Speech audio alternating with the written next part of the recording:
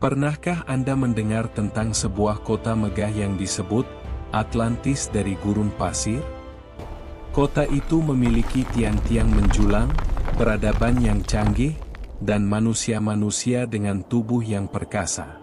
Tapi kini kota itu hilang, tertimbun pasir, seolah tak pernah ada.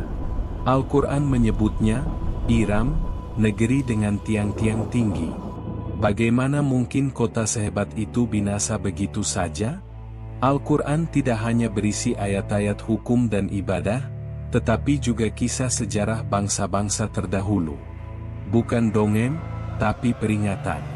Kota-kota yang pernah makmur, hancur karena kesombongan dan kedurhakaan. Kita akan menelusuri kisah kota-kota terkutuk yang Allah abadikan, dari kaum Ad di Iram, kaum Samud dengan rumah-rumah batu mereka, kaum Lut di Sodom, kaum Madian, hingga negeri Fir'aun. Setiap kota menyimpan tragedi. Setiap runtuhnya peradaban adalah pelajaran abadi untuk umat manusia. Kota kaum Ad, Iram, negeri dengan tiang-tiang tinggi. Bayangkan sebuah kota megah di tengah gurun pasir. Tiang-tiangnya menjulang tinggi, bangunannya kokoh, warganya hidup makmur, dan mereka merasa tidak ada kekuatan yang mampu menggoyahkan peradaban mereka. Kota itu bernama Iram, negeri kaum Ad, yang dalam Al-Quran disebut Iram yang mempunyai tiang-tiang yang tinggi.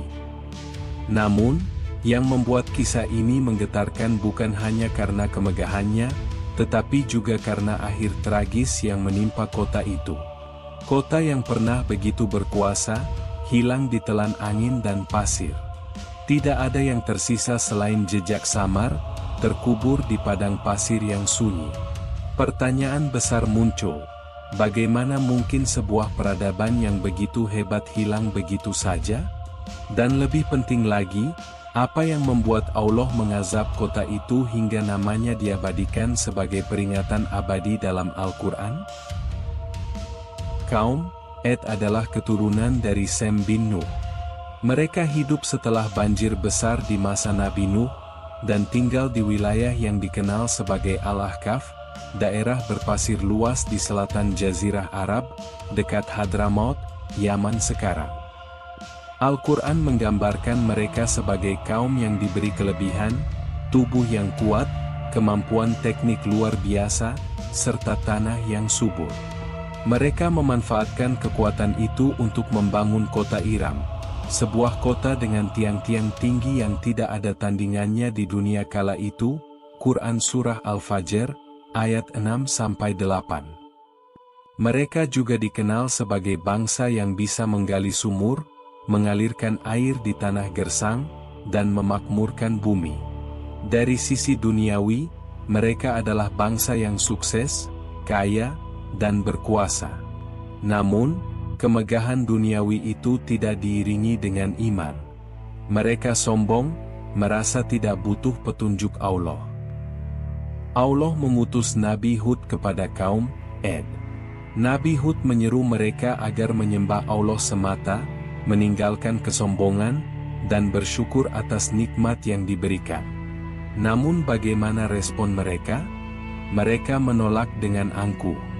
Dalam Al-Quran, Quran Surah Hud, ayat 53-54, mereka berkata kepada Hud, "Wahai Hud, kamu tidak mendatangkan bukti nyata kepada kami, dan kami tidak akan meninggalkan sembahan-sembahan kami hanya karena perkataanmu. Kami tidak mempercayaimu. Kami hanya mengatakan bahwa sebagian Tuhan kami menimpakan penyakit gila kepadamu." Mereka bukan hanya menolak, tetapi juga menghina Nabi Hud. Kaum ini merasa kekuatan fisik dan peradaban mereka cukup untuk melawan siapa saja, termasuk azab Allah. Kesombongan yang mengundang azab. Kaum Ad sering berkata dengan sombong, "Siapakah yang lebih kuat dari kami?" Quran Surah Fussilat, ayat 15. Mereka tidak menyadari bahwa sekuat apapun tubuh mereka, sebesar apapun bangunan mereka, tidak ada artinya di hadapan Allah.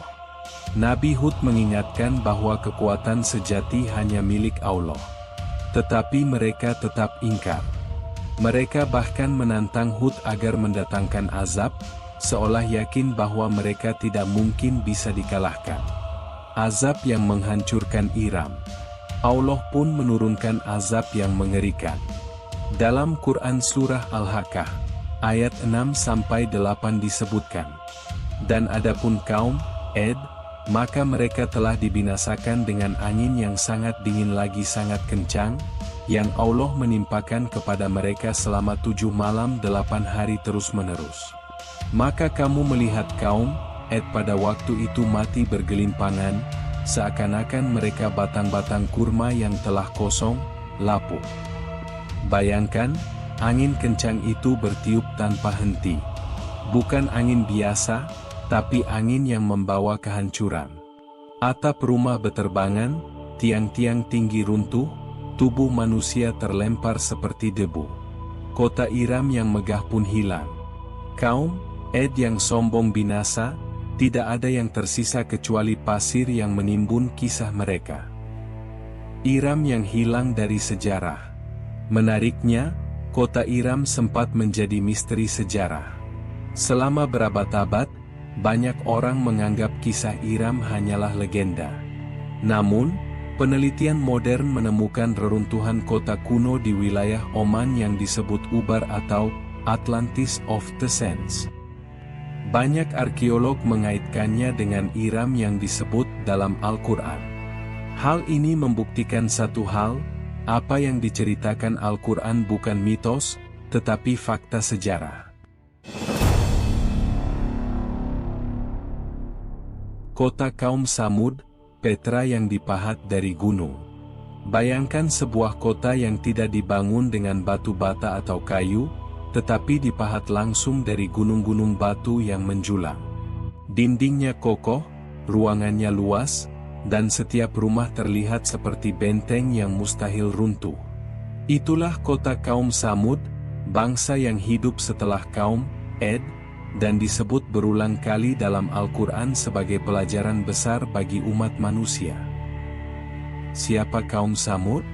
Kaum Samud adalah keturunan dari Sem bin Nuh, seperti halnya kaum Ed. Mereka tinggal di wilayah yang sekarang dikenal sebagai Madain Syalih di utara Jazirah Arab, sekitar kawasan Hijaz, antara Madinah dan Tabuk.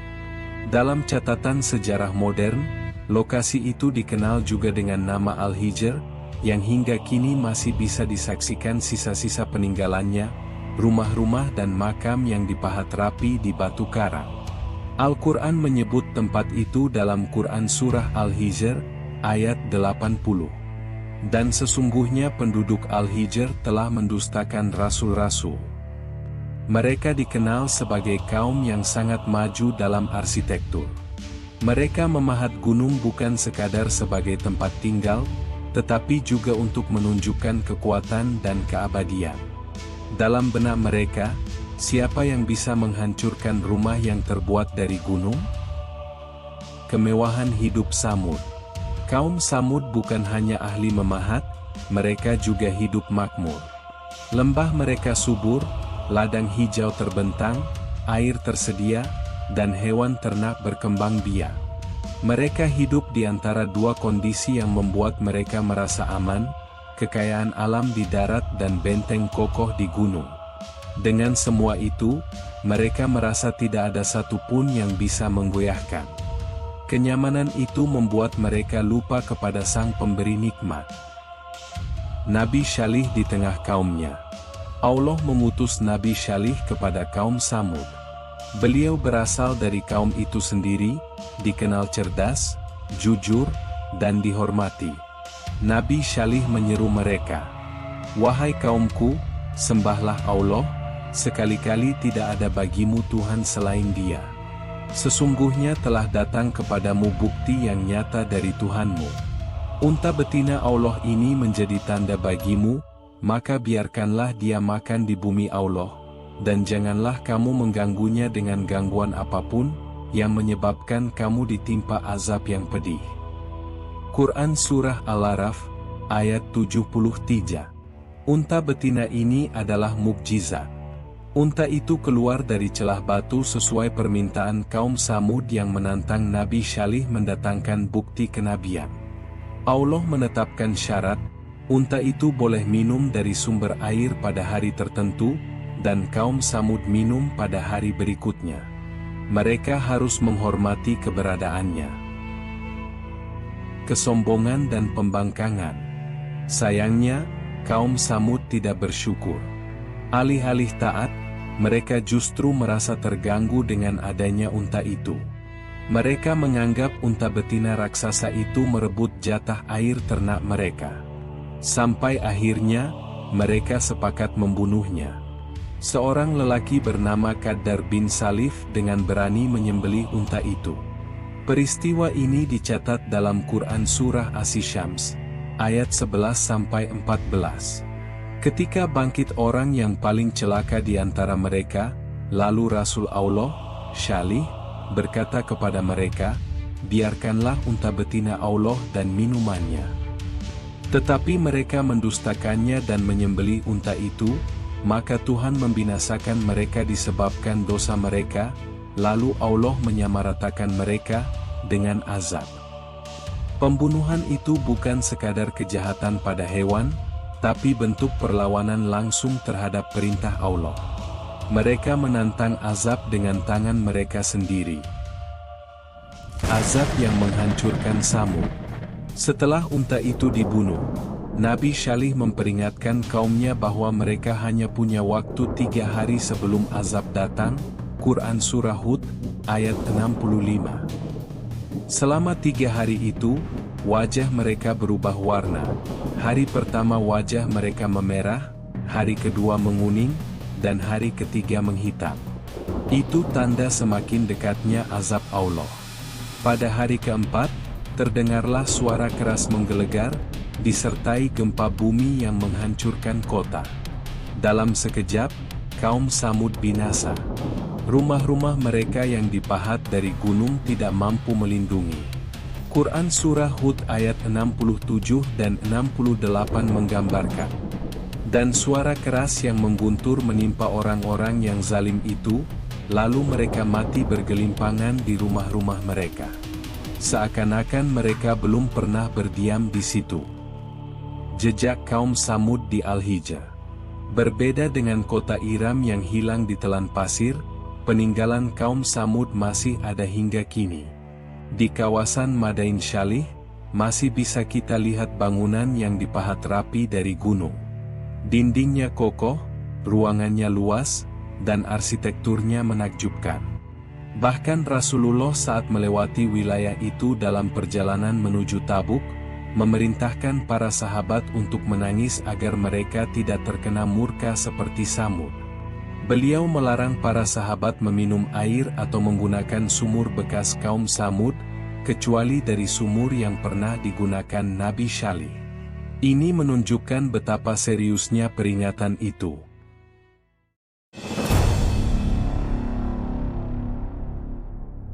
Kota Sodom, azab bagi kaum Nabi Lut. Bayangkan sebuah kota yang makmur, subur, dan indah, tetapi di dalamnya menyebar perilaku menyimpang yang tidak pernah dilakukan manusia sebelumnya. Itulah Sodom, tempat tinggal kaum Nabi Lut, alaihi salam. Kota yang subur, tapi rusak akhlaknya. Kaum Lut tinggal di Sodom, wilayah subur di sekitar Laut Mati sekarang.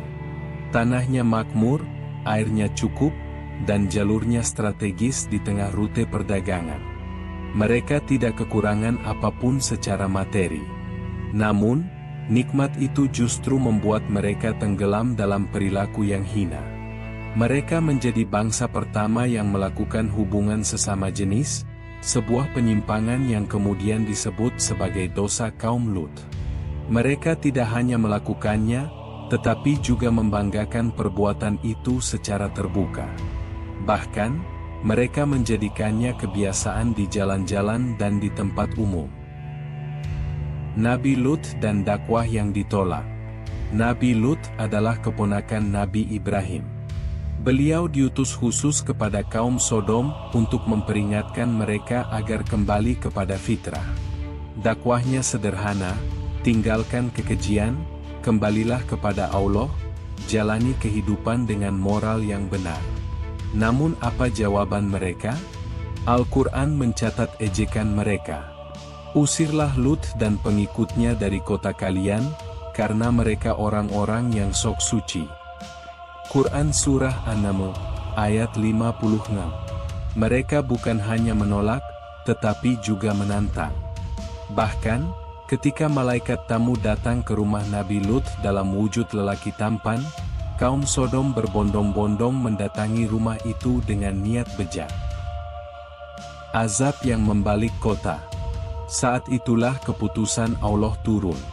Para malaikat berkata kepada Nabi Lut agar segera keluar bersama keluarganya di malam hari, tanpa menoleh ke belakang.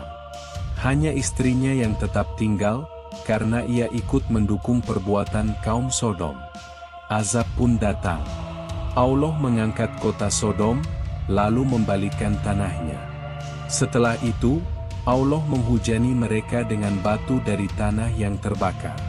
Quran Surah Hud, ayat 82 dan 83. Maka tatkala datang azab kami jadikan negeri kaum Lut itu yang di atas ke bawah, dan kami hujani mereka dengan batu dari tanah yang terbakar, bertubi-tubi, yang diberi tanda oleh Tuhanmu.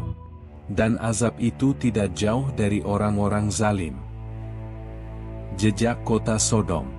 Hingga kini, Laut Mati diyakini sebagai lokasi kota Sodom. Wilayah itu terkenal paling rendah di bumi, airnya asin pekat, dan tidak ada makhluk hidup yang bisa bertahan di dalamnya. Para sejarawan meyakini bahwa kehancuran Sodom terjadi di wilayah ini, menjadi saksi bisu dari azab Allah. Kota kaum Madian, bangsa yang menipu dalam timbangan. Kaum Madian hidup di wilayah subur di jalur perdagangan, dekat Laut Merah bagian utara, di sekitar kawasan yang sekarang masuk wilayah Yordania. Mereka dikenal sebagai pedagang yang pandai, tapi di balik kecerdikan itu tersimpan kezaliman. Kekayaan yang tidak jujur. Kaum Madian hidup makmur dari hasil perdagangan. Mereka punya kebun, sumur, dan pasar yang ramai. Namun mereka dikenal dengan satu sifat buruk, menipu dalam timbangan dan takaran. Setiap kali berdagang, mereka mengurangi timbangan saat menjual, tapi meminta lebih ketika membeli. Perbuatan itu berulang kali dikecam dalam Al-Quran. Quran Surah Hud, ayat 84 dan 85. Dan kepada penduduk Madian, kami utus Syuaib, saudara mereka. Ia berkata, "Wahai kaumku, sembahlah Allah, tidak ada Tuhan bagimu selain Dia. Janganlah kamu kurangi takaran dan timbangan. Sesungguhnya aku melihat kamu dalam keadaan makmur, dan sesungguhnya aku takut atasmu azab hari yang meliputi." Nabi Syuaib dan dakwah ekonomi. Nabi Syuaib, yang dikenal fasih berbicara, menyeru mereka agar jujur dalam berdagang, tidak merusak di muka bumi, dan kembali kepada Allah. Tapi mereka menolak. Mereka mengejek. "Hai Syuaib, apakah syalatmu menyuruhmu agar kami meninggalkan apa yang disembah oleh nenek moyang kami, atau agar kami tidak berbuat terhadap harta kami apa yang kami kehendaki? Sesungguhnya engkau benar-benar orang yang sangat penyantun lagi berakal." Quran Surah Hud, ayat 87. Mereka merasa kebebasan ekonomi mereka terganggu. Azab yang meliputi Madian. Setelah dakwah bertahun-tahun ditolak, azab Allah pun turun. Ada dua bentuk azab yang disebutkan, gempa bumi yang menghancurkan kota, dan suara keras yang memekakkan telinga. Quran Surah Al-Araf, ayat 91. Maka mereka ditimpa gempa, lalu jadilah mereka mayat-mayat bergelimpangan di negeri mereka. Kaum Madian binasa, dan kota yang makmur itu runtuh. jejak kaum Madian. Sisa-sisa wilayah Madian diyakini berada di sekitar Yordania dan Arab Utara. Namun yang paling jelas, peringatan mereka abadi dalam ayat-ayat Al-Quran tentang kejujuran dalam berdagang dan larangan berbuat curang dalam timbangan. Pelajaran abadi dari kota-kota yang hilang. Sejarah selalu berulang. Dari halaman Al-Quran kita membaca kisah kaum Ad di negeri Iram yang hancur karena kesombongan. Kita juga menyaksikan bagaimana kaum Samud yang memahat gunung menjadi rumah kokoh, runtuh dalam sekejap karena mendustakan mukjizat Nabi Syalih. Sodom dibalikan tanahnya dan dihujani batu, karena mereka menolak fitrah dan terjerumus dalam penyimpangan moral. Madian yang hidup makmur dari perdagangan akhirnya musnah dilanda gempa, sebab mereka mengabaikan keadilan dan berlaku curang dalam timbangan. Dan Mesir di bawah Fir'aun, sekuat apapun piramida yang mereka bangun, tidak mampu menyelamatkan sang penguasa yang mengaku sebagai Tuhan. Ia ditenggelamkan, dan jasadnya diawetkan agar menjadi pelajaran bagi generasi sesudahnya. Namun pelajaran ini tidak berhenti di masa lalu. Dalam sejarah dunia modern pun kita melihat pola yang sama. Kota Pompei di Italia, yang terkenal dengan pesta pora dan kemaksiatannya, hilang dalam letusan dahsyat Gunung Vesuvius. Desa Legetang di Jawa, yang dalam cerita rakyat dikaitkan dengan kezaliman penguasa setempat, hilang ditelan longsor gunung dalam satu malam. Bahkan kisah Atlantis yang melegenda, walau masih dianggap mitos, menggambarkan satu pola yang sama. Sebuah peradaban yang megah akhirnya tenggelam oleh kesombongannya sendiri. Al-Quran menegaskan dalam surat Al-Hajj ayat 45, dan berapa banyak negeri yang telah kami binasakan, penduduknya zalim. Maka robohlah atap-atapnya, dan berapa banyak sumur yang ditinggalkan, serta istana yang tinggi. Ayat ini adalah cermin yang tidak pernah retak. Setiap peradaban yang menolak Allah, yang berbangga dengan harta, kekuasaan, atau moral yang menyimpang, pasti menuju jurang kehancuran. Sejarah bukan dongeng, bukan kisah hiburan untuk kita dengarkan lalu dilupakan. Sejarah adalah peringatan. Kota-kota itu hancur bukan karena Allah tidak mampu menyelamatkan, tetapi karena mereka sendiri menutup pintu hidayah. Maka pertanyaannya kembali kepada kita, apakah umat Islam hari ini akan mengulangi kesalahan mereka? Atau kita akan belajar, memperbaiki diri, menjaga iman, menegakkan keadilan, dan tetap bersatu dalam ketaatan?